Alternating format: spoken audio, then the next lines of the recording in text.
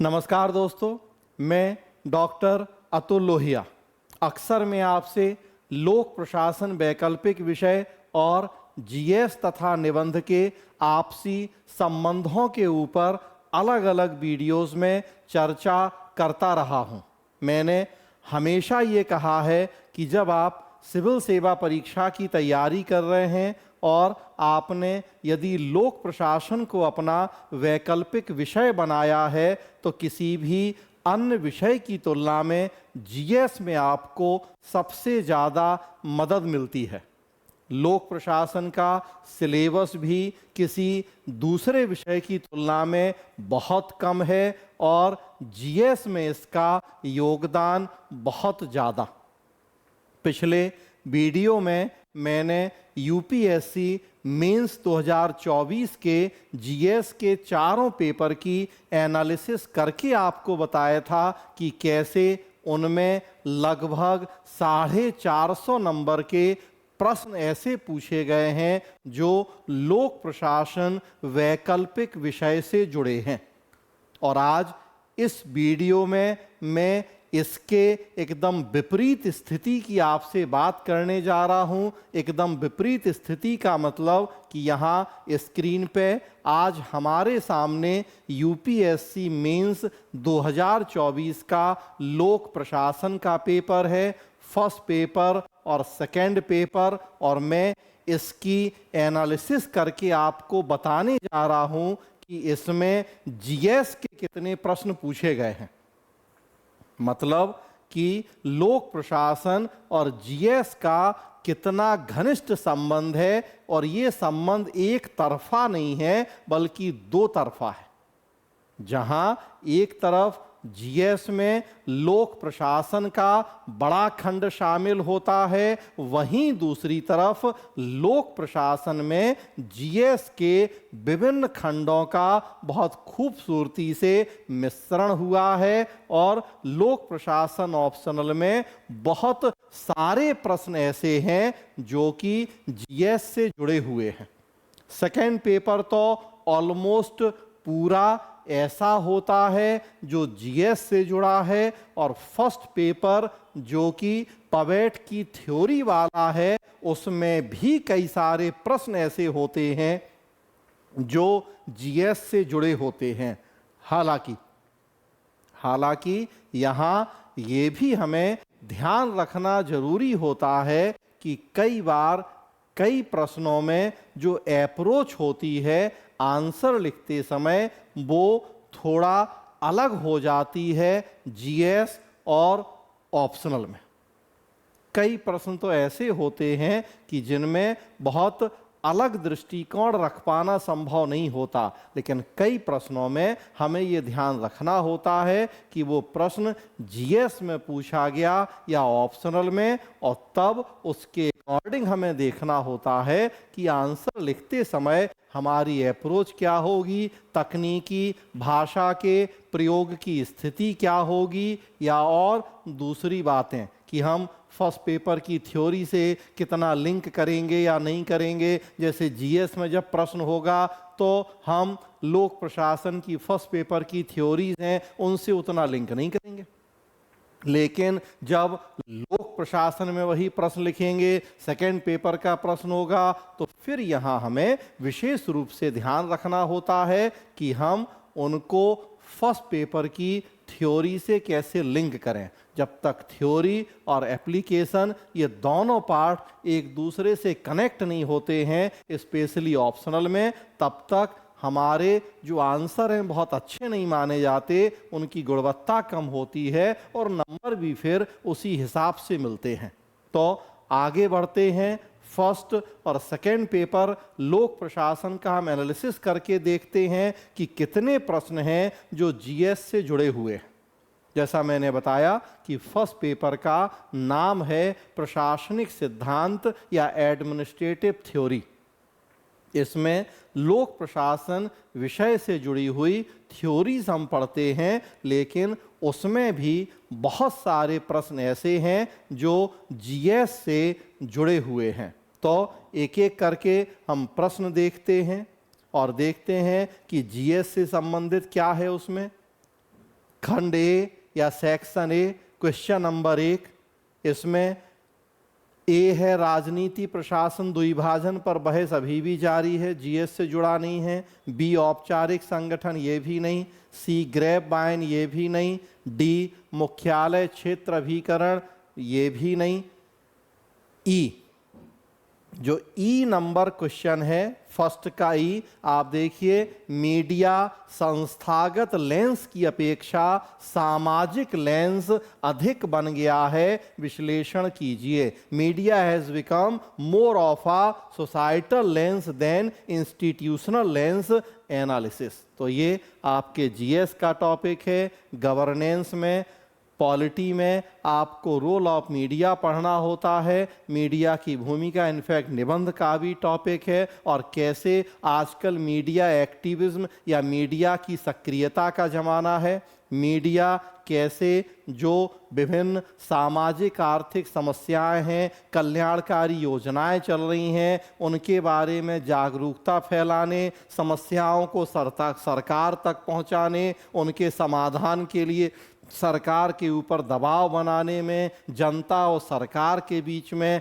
कैसे एक चेन या कड़ी का काम कर रहा है, उसमें सोशल मीडिया की भूमिका क्या है, इस बात पे फोकस करते हुए आंसर लिखा जाना है। तो जीएस का भी टॉपिक है, निबंध का भी टॉपिक है, और यहाँ प्रश्न पूछा गया है लोक प्रशासन में। इनफैक्ट जो फर्स्ट का डी है, मुख्यालय और क्षेत्रीय अभिकरणों के स्वस्थ संबंध प्रभावी संचार पर फलते फूलते हैं, डायरेक्टली तो नहीं कहूँगा, हाँ, लेकिन गवर्नेंस में जब आप सचिवालय व्यवस्था पढ़ते हैं, केंद्रीय सचिवालय, मंत्रिमंडल सचिवालय और प्रधानमंत्री कार्यालय, तो वहाँ से जुड़ा हुआ प्रश्न है ये मुख्यालय क्षेत्रीय संबंध का। तो डायरेक्टली तो मैंने कहा नहीं कहूँगा कि इस तरह का प्रश्न जीएस में पूछा जाएगा, हाँ, लेकिन गवर्नेंस में जो सचिवालय व्यवस्था पढ़ी जाती है उसी से जुड़ा हुआ है ये टॉपिक। आगे बढ़ते हैं। 2 का ए मैकग्रेगर नहीं है जीएस में, मतलब 2 का बी देखिए आप, सुशासन शासकीय प्रक्रिया में आदर्शात्मक और मूल्यांकनात्मक विशेषताओं को जोड़ता है, टिप्पणी कीजिए। फिर सेकेंड पेपर गवर्नेंस और फोर्थ पेपर एथिक्स से जुड़ा हुआ टॉपिक है। 1989 और 92 में जब वर्ल्ड बैंक ने गुड गवर्नेंस का कॉन्सेप्ट दिया, वहीं से बेसिकली शासन व्यवस्था में नैतिकता, सत्यनिष्ठा जैसी संकल्पनाओं पर बल दिया गया। जब तक हमें गुड गवर्नेंस का कॉन्सेप्ट नहीं पता, हम शासन व्यवस्था और उसमें नैतिकता के मुद्दों को कभी भी सही तरीके से नहीं समझ पाते। तो हम पढ़ते ही हैं गुड गवर्नेंस जीएस में, और वहीं से जुड़ा हुआ प्रश्न उसकी विशेषताओं से जुड़ा हुआ। अगला देखें, 2 का सी है नियामक प्राधिकरण, रेगुलेटरी अथॉरिटी, सेवा प्रदान करने वाली गतिविधियों को नियंत्रित करने के लिए स्वतंत्र प्रभावी हैं किंतु बाहरी कारकों के अधीन। देखिए आप फिर जीएस का, जीएस गवर्नेंस में आपको पढ़ना है विभिन्न नियामक निकाय। थर्ड पेपर जीएस इकोनॉमी में भी आप पढ़ते हैं नियामक प्राधिकरण, उसमें सेबी, इरडा जैसी संस्थाओं की भूमिका। अभी पिछले दिनों हमारे देश में सेबी की जो मुखिया हैं माधवी, वो उनको लेके कुछ विवाद हुए अपने पद के दुरुपयोग के, यूपीएससी प्रश्न पूछ रहा है यहाँ। तो जीएस का भी टॉपिक है, पवेड में भी हम पढ़ते हैं रेगुलेटरी अथॉरिटीज। आगे बढ़े, 3 का ए है सामाजिक अंकेक्षण, सोशल ऑडिट, फिर बताने की जरूरत नहीं है कि जीएस का टॉपिक। जीएस पॉलिटी गवर्नेंस भी और एथिक्स में भी जब हम प्रशासन में जन सहभागिता की बात करते हैं, भ्रष्टाचार को रोकने, सत्यनिष्ठा, नैतिकता को बढ़ाने की बात करते हैं, तो उन्हीं का एक प्रयास होता है सोशल ऑडिट या सामाजिक लेखा परीक्षा, जिसमें आम जनता के द्वारा सरकारी कार्यक्रमों के जो आय व्यय के रिकॉर्ड हैं उनकी जांच की जाती है। पिछले दिनों राजस्थान के सीकर में सोशल ऑडिट के द्वारा मनरेगा के तहत करीब 14 करोड़ रुपए के घोटाले पकड़े गए हैं। तो जीएस का भी टॉपिक, निबंध का भी टॉपिक, और यहाँ लोक प्रशासन में भी हम पढ़ते हैं। तो आप जोड़ते चलिए कि अब तक कितने प्रश्न हो गए हैं। 10 नंबर मीडिया, 15 नंबर सुशासन, 25 नंबर, 15 नंबर, नियामक प्राधिकरण 40 नंबर, सामाजिक अंकेक्षण 20 नंबर, तो 60 नंबर। अगला देखें, कल्याणकारी राज्य में प्रशासनिक विधि के विकास ने प्रशासनिक न्यायाधिकरणों को एक आवश्यकता बना दिया है। अगेन देखिए आप, गवर्नेंस में हमें पढ़ना है विभिन्न सांविधिक, नियामक और अर्ध न्यायिक निकाय जो प्रशासनिक न्यायाधिकरण हैं, एडमिनिस्ट्रेटिव ट्रिब्यूनल्स, अर्ध न्यायिक निकाय हैं ये। तो जीएस का टॉपिक और यहाँ भी पूछा गया, तो 80 नंबर हो गए। और आगे बढ़े आप, 3 का सी, प्रशासन पर विधायी नियंत्रण की अप्रभाविता विभिन्न कारकों से उत्पन्न हो सकती है, इसलिए प्रभाविता सुनिश्चित करने के लिए व्यापक दृष्टिकोण, समय की मांग। प्रशासन पर विधायी नियंत्रण, अगेन आप देखें पॉलिटी, कॉन्स्टिट्यूशन और गवर्नेंस में हमें पढ़ना है प्रशासन के ऊपर उत्तरदायित्व नियंत्रण की संकल्पना, जिसमें विधायिका, कार्यपालिका, न्यायपालिका कैसे प्रशासन को नियंत्रित करते हैं हम पढ़ते हैं, उनकी सीमाएं क्या हैं, दूर करने के उपाय क्या हैं। तो 15 नंबर। और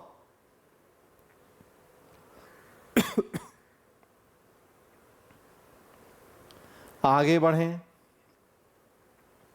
4 का ए, प्रेरणा के ईआरजी सिद्धांत जीएस में मतलब नहीं है, वैज्ञानिक प्रबंध जीएस में मतलब नहीं है, नया सार्वजनिक शासन जीएस में मतलब है, मतलब डायरेक्टली नहीं लेकिन इनडायरेक्टली, क्योंकि नया सार्वजनिक शासन एक उभरता हुआ प्रतिमान नवीन सार्वजनिक प्रबंधन के बाजार आधारित दृष्टिकोण के विपरीत है। तो बेसिकली जीएस इकोनॉमी का पार्ट है कि उदारीकरण, निजीकरण की नीतियों के बाद कैसे हमने सरकार की भूमिका को कम किया, बाजार की भूमिका बढ़ाई गई, लेकिन बाजार की जो बहुत सारी कमियां होती हैं उनकी वजह से वापस हमें दोबारा सरकार की भूमिका बढ़ानी पड़ी है। नेटवर्क गवर्नेंस का जमाना है जिसमें अब कहा जा रहा है कि जब तक शक्तिशाली राज्य और दक्ष बाजार दोनों एक साथ नहीं होंगे तब तक हम जन कल्याण के आदर्शों की प्राप्ति को सुनिश्चित नहीं कर पाएंगे। तो डायरेक्टली तो नहीं पूछा जाएगा ये प्रश्न जीएस में, हाँ, लेकिन इनडायरेक्टली एलपीजी बाजार की बढ़ी हुई भूमिका से जुड़ा हुआ टॉपिक है। आगे बढ़ें, 5 का ए, विकास विरोधी थीसिस नहीं है जीएस में।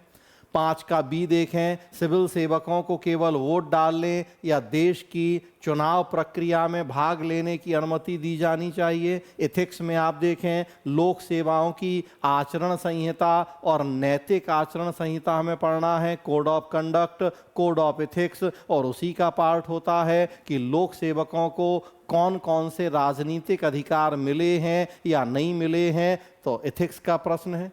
अगला 5 का सी, क्रिटिकल पाथ सीपीएम नहीं है जीएस में मतलब। 5 का डी, अंकेक्षण दोष ढूंढने के बारे में नहीं है, यह वित्तीय जानकारी की सटीकता और सत्यनिष्ठा सुनिश्चित करने के बारे में है। तो फिर जीएस इकोनॉमी भी और जीएस एथिक्स भी और पॉलिटी भी। जो सीएजी हम पढ़ते हैं पॉलिटी में, आर्टिकल 148 से 151 नियंत्रक महालेखा परीक्षक, उसी का काम है ऑडिटिंग या अंकेक्षण करना, तो वहां से जुड़ा हुआ है।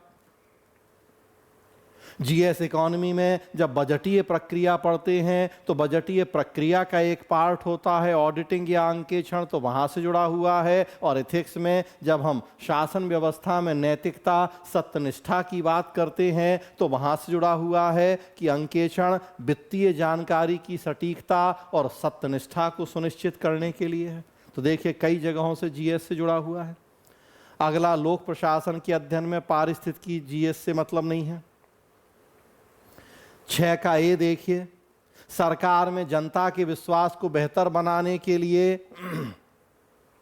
प्रशासनिक नैतिकता में नवोन्मेषी प्रथाओं को अपनाने की प्रवृत्ति जोर पकड़ रही है। एडमिनिस्ट्रेटिव एथिक्स पब्लिक एड में एक टॉपिक है और आपके जीएस का पूरा 4th पेपर यही है, एथिक्स इंटीग्रिटी।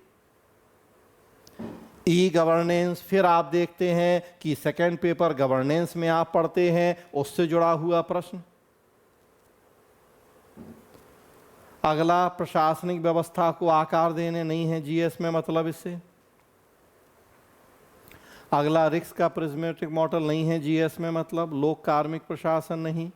राज्य के हस्तक्षेप, बाजार की स्वतंत्रता, उसी तरह का प्रश्न हो गया जो पीछे नया सार्वजनिक शासन वाला प्रश्न आप देख रहे हैं कि शक्तिशाली राज्य और दक्ष बाजार दोनों का होना जरूरी।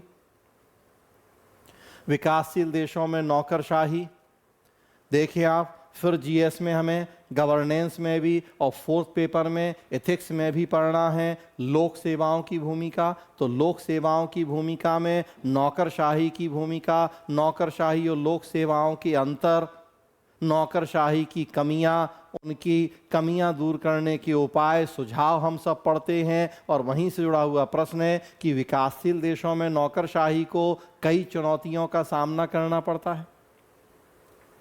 जब तक हम उन चुनौतियों से निपटेंगे नहीं, तब तक लोक सेवाओं या नौकरशाही को ज़्यादा उत्तरदायी, अनुकूलनशील और विकास की ज़रूरतों के अनुकूल नहीं बना पाएंगे। तो गवर्नेंस का टॉपिक है।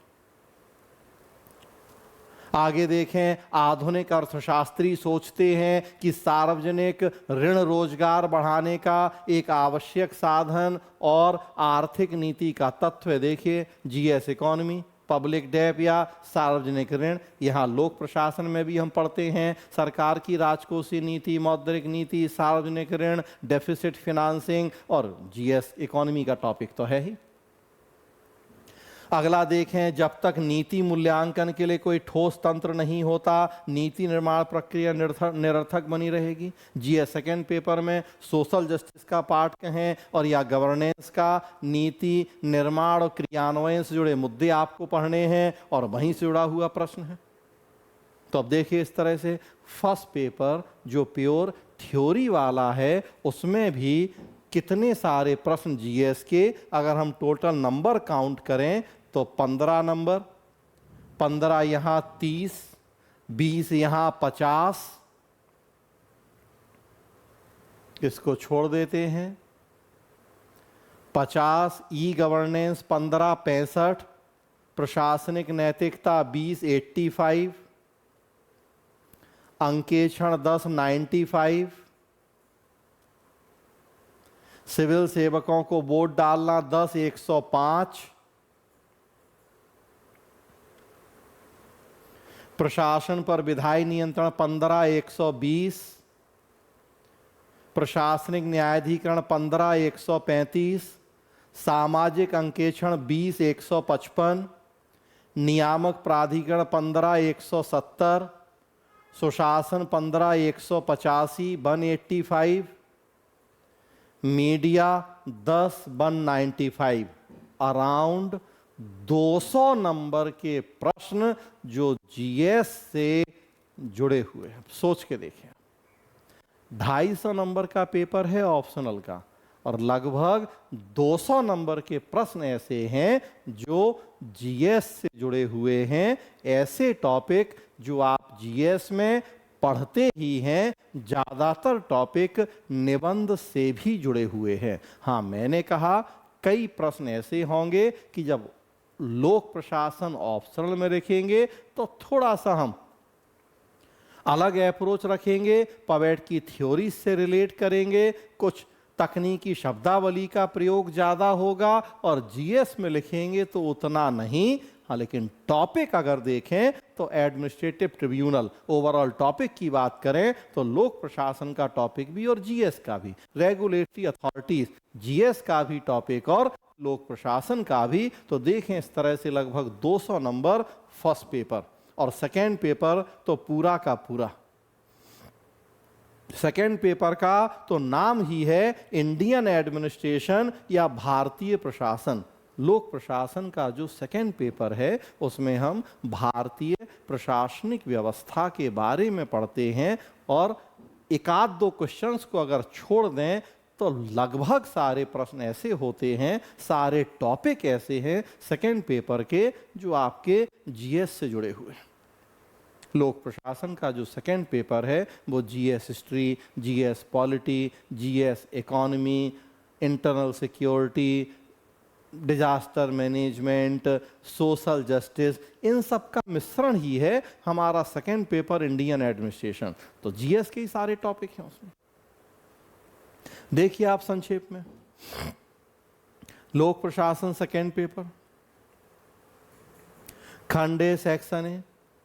1A लोक सेवाओं में नैतिकता। अगेन देखें, शुरुआत करें, कौटिल्य की अर्थशास्त्र का मुख्य सरोकार है। सबसे पहले कौटिल्य ने ही बात की थी शासन में नैतिकता, अपने अर्थशास्त्र ग्रंथ में भी, और अलग से चाणक्य नीति नाम की पूरी एक किताब लिखी थी जिसमें ढेरों नैतिक सिद्धांत दिए उन्होंने, जो शासन में बैठे लोग, आम जनता, स्त्री पुरुष बच्चे बूढ़े, सबके लिए बहुत सारे नैतिक सिद्धांत दिए हैं कौटिल्य ने।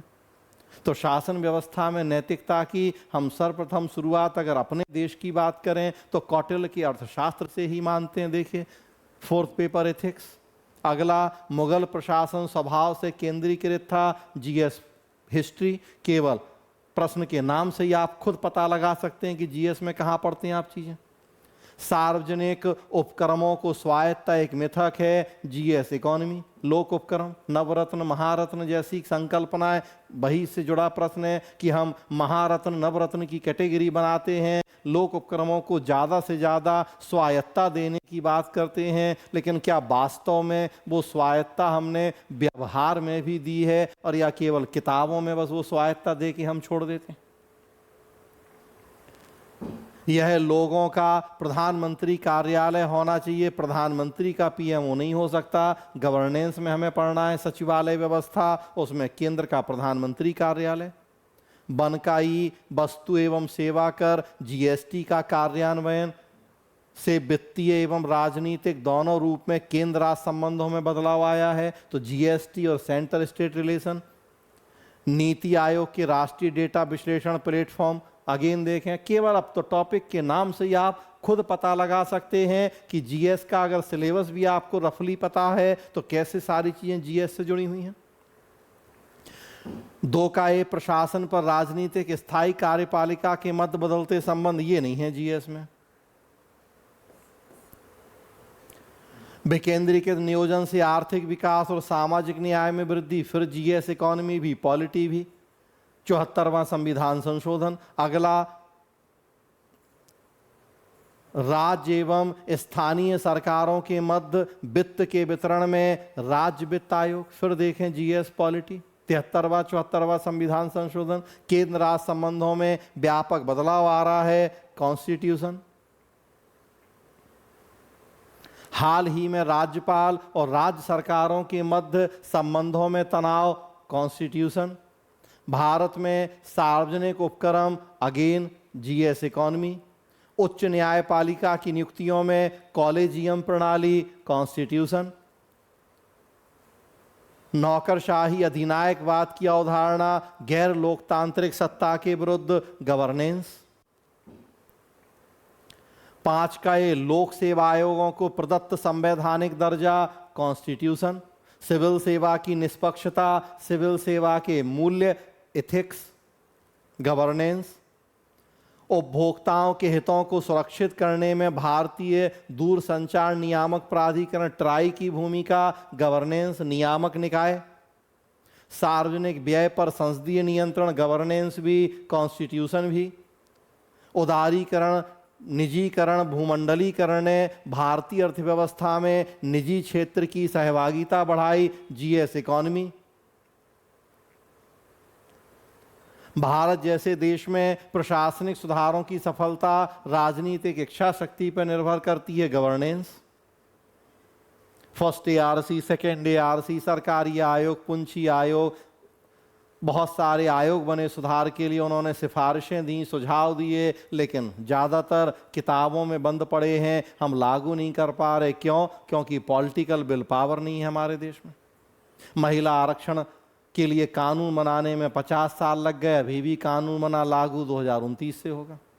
लोकपाल कानून बनाने में 50 साल लग गए, सॉरी, महिला आरक्षण में 30 साल, लोकपाल में 50 साल, कानून बना, 5 साल बाद लोकपाल की नियुक्ति हुई, और 5 साल बाद जब हम उसकी समीक्षा करने बैठ रहे हैं लोकपाल की, तो देख रहे हैं कि ढाक के वही 3 पात वाली स्थिति। स्थानीय शासन के रूपांतरण की यात्रा लंबी, ग्राम स्वराज की भावना, कॉन्स्टिट्यूशन। क्षमता निर्माण आयोग, गवर्नेंस। मिशन कर्मयोगी और उसमें क्षमता निर्माण आयोग। पुलिस जांच पड़ताल एवं अभियोजन का पृथक्करण, इंटरनल सिक्योरिटी। वित्तीय संसाधनों का अभाव तथा स्थानीय वित्त पोषण के प्रबंधन की स्वतंत्रता में कमी, नगरीय क्षेत्रों की आर्थिक सामाजिक विकास में बाधा, कॉन्स्टिट्यूशन, आतंकवाद से निपटने में एनआईए की भूमिका, इंटरनल सिक्योरिटी, भारत में पुलिस जनता संबंध खराब हैं, कम्युनिटी पुलिसिंग, इंटरनल सिक्योरिटी, नियंत्रक महालेखा परीक्षक का कार्यालय, कॉन्स्टिट्यूशन, गठबंधन शासन में प्रशासन की समस्याओं का समालोचनात्मक परीक्षण, पॉलिटी, कॉन्स्टिट्यूशन। तो देख लीजिए पूरा सेकेंड पेपर आपके सामने है। केवल एक प्रश्न जो आप जीएस में नहीं पढ़ते हैं, अदरवाइज सारी चीजें आपको जीएस में भी पढ़नी हैं। बस बार बार कह रहा हूं कि कुछ प्रश्नों के आंसर इसमें ऐसे होंगे जिनमें जब हम ऑप्शनल में लिखेंगे तो थोड़ा सा अप्रोच अलग होगी, और जीएस में लिखेंगे तो अप्रोच अलग होगी। ऑप्शनल में थोड़ा हम फर्स्ट पेपर की थ्योरी से जोड़ेंगे, थोड़ा हम केस स्टडीज शामिल करेंगे। हालांकि केस स्टडीज तो जीएस में भी आपको शामिल करनी है। थोड़ा तकनीकी शब्दों का प्रयोग यहां ज्यादा होगा, कई आंसर में थोड़ा डेप्थ ज़्यादा होगी ऑप्शनल वाली। हालांकि आजकल तो जीएस के प्रश्नों की गंभीरता ज़्यादा होती है ऑप्शनल की तुलना में। तो बस एक प्रश्न 2 का बी कि प्रशासन पर राजनीतिक और स्थायी कार्यपालिका के मध्य बदलते संबंधों के प्रभाव का परीक्षण कीजिए। अगर इस एक प्रश्न को छोड़ दें तो सारे प्रश्न आप देख रहे हैं कि जो आपको जीएस में पढ़ना है, पढ़ रहे हैं। तो अब ऐसी स्थिति में लोक प्रशासन से बेहतर वैकल्पिक विषय कोई दूसरा नहीं होता है हमारे लिए। कम सिलेबस और भूमिका बहुत ज़्यादा, केवल 500 नंबर का ऑप्शनल तैयार नहीं होता, लगभग उतनी ही मदद हमें जीएस में मिलती है। जीएस पढ़ते हैं तो ऑप्शनल में बहुत मदद हो जाती है, और ऑप्शनल पढ़ते हैं तो जीएस में। तो लोक प्रशासन और सामान्य अध्ययन का जितना घनिष्ठ संबंध है आपस में, शायद किसी दूसरे विषय का नहीं। तो आज के इस वीडियो में इतना ही। आपको ये वीडियो कैसा लगा अपने कमेंट करके बताएं। अगले वीडियो में किसी और मुद्दे पर चर्चा करेंगे। तब तक के लिए अपना ख्याल रखें। धन्यवाद।